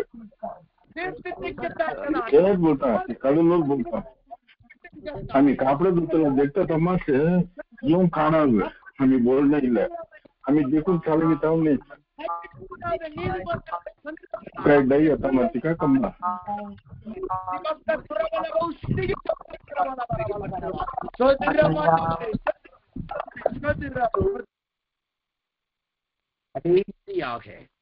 தேவ அன்பினால் நாம் நிரப்பப்படுவோமாக. இது தேவனால் கொடுக்கப்பட்ட ஒரு எச்சரிப்பின் வார்த்தை. நிறைய பேர் விழுந்து போகிறது இதுலதான். இதுல தேவ அன்பு நாம் உயர்த்தப்படும் பொழுது கர்த்தருடைய அன்பினால் நிரப்பப்படும். எவ்வளோ கர்த்தர் நம்மளை உயர்த்துகிறாரோ அவ்வளோ தேவ அன்பினால் நாம் நிரப்பப்படும். இப்ப கர்த்தர்ட்ட கேளுங்க, ஆண்டவரே, கட்டப்பட்டவர்களுக்கு நான் கொடுக்கிறவனாய், குறைவுள்ள என் சகோதரனுக்கு நான் தாங்குகிறவனாய் தேவ அன்பினால் என்னை நிரப்புங்க. இதுவரைக்கும் நீங்க கதவை அடைச்சிருந்தீங்களா? உங்க சகோதரருக்கு நீங்க கதவை அடைச்சிருந்தீங்களா? உங்க வீட்டுக்காரருக்கு கதவை அடைச்சிருந்தீங்களா? உங்களோடு இருக்கிறவர்களுக்கு கதவை அடைத்தீர்களா? தரித்திரர்கள் இல்லாதவர்கள் கேட்கும் போது கதவை அடைச்சிருந்தீங்களா? இன்னைக்கு கர்த்தர்ட்ட கேளுங்க, ஆண்டவரே, என் கதவை நான் திறக்கணும். தேவ அன்பை நான் வெளிப்படுத்தணும். நான் கட்டப்பட்டவர்களுக்கு கொடுக்கணும். பவுல் சொன்னது போல, நான் கட்டப்பட்ட பொழுது எனக்கு நீங்கள் கொள்ளை பொருளாய் கொடுத்தீர்கள். நான் கட்டப்பட்ட பொழுது, என் சகோதரன் குறைவுபடும் பொழுது என் கதவு அடைக்கப்படக்கூடாதுன்னு சொல்லுங்க. கர்த்தர் நமக்கு அப்படிப்பட்ட கிருபையை கொடுக்கிறார். தேவ அன்பினால் நம்மளை நிரப்புகிறார். இப்பொழுது அந்த தேவன் அன்பினால் நிரப்பு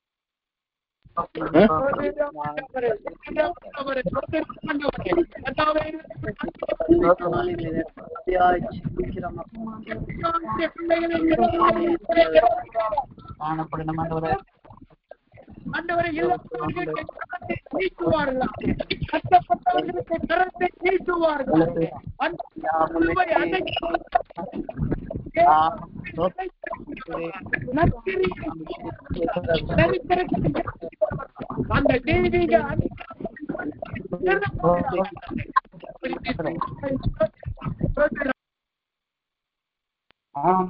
ஆமென். நாம் ஜெபிப்போம். அன்பின் பரலோக பிதாவே, உம்மை துதிக்கிறோம், ஸ்தோத்திரிக்கிறோம்.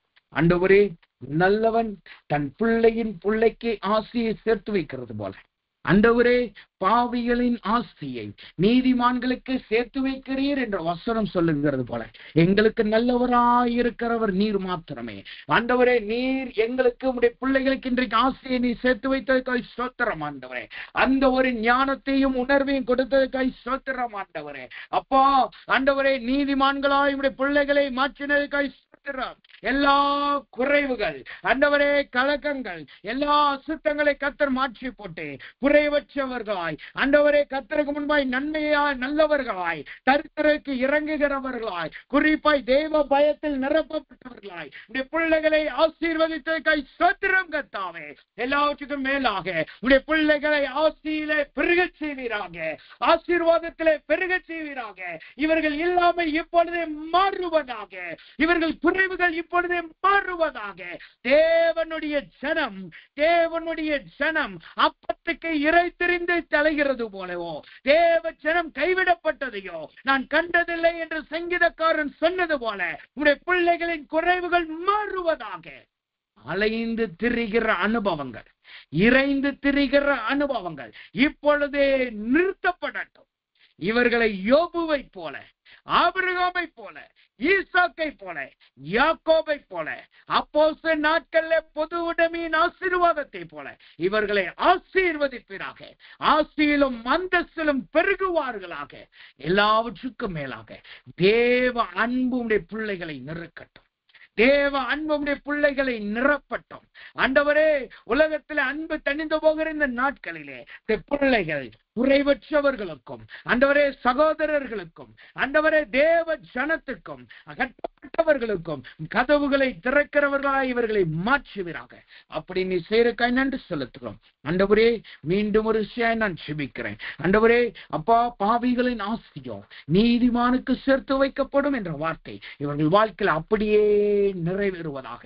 இந்நாள் முதற்கொண்டே ஆசையிலும் அந்தஸ்திலும் பிள்ளைகள் ஆசீர்வதிக்கப்படுவார்களாக. அப்படி நீ செய்யறக்காய் நன்றி செலுத்துகிறோம். எல்லா துதி கனமையும் நமக்கு செலுத்துகிறோம். இயேசுவின் நாமத்தில் ஜெபிக்கிறோம் நல்ல பிதாவே, ஆமென், ஆமென். நம்ம எல்லாரும் சேர்ந்து சொல்ல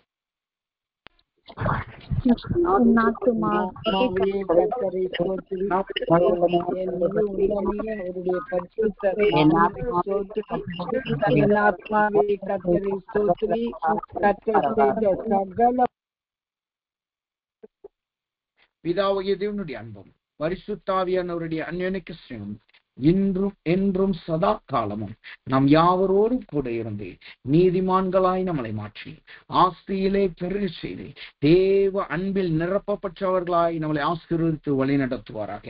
ஆமேன், ஆமேன், ஆமேன்.